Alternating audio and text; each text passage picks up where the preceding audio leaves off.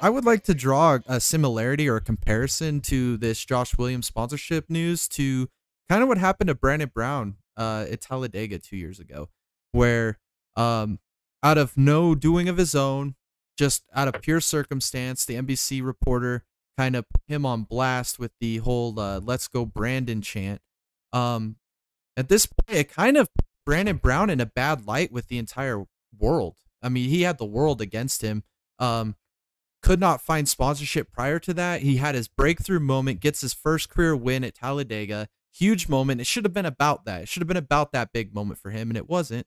And kind of like Josh Williams, embracing what happened. You can't hide from it. You just kind of have to embrace it, right? Josh Williams embraces it, brings on new sponsorship. Brandon Brown embraced it, brought on new sponsorship. And NASCAR basically told him that your sponsorship is not adequate for our sport, when the LGB coin.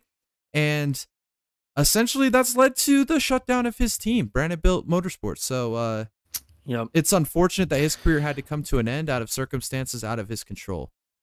Yep. And it's not the first time that a cryptocurrency came into NASCAR for a sponsorship deal.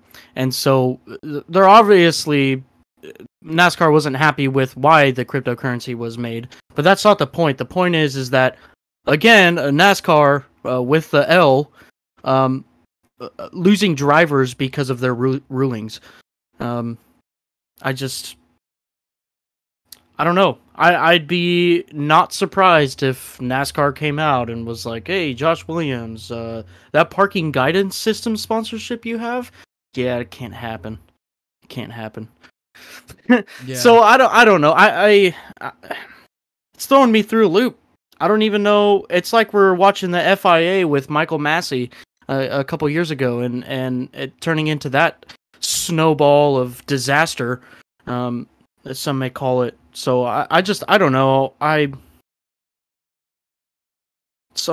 really hate that they did that to Brandon Brown, and he doesn't even race anymore. Mm-hmm. He didn't get the sponsorship, he didn't get the monies secured, and he ultimately had to shut down and sell his equipment because he just couldn't get sponsorship because of the chant that was chanted at Talladega. That wasn't even his doing.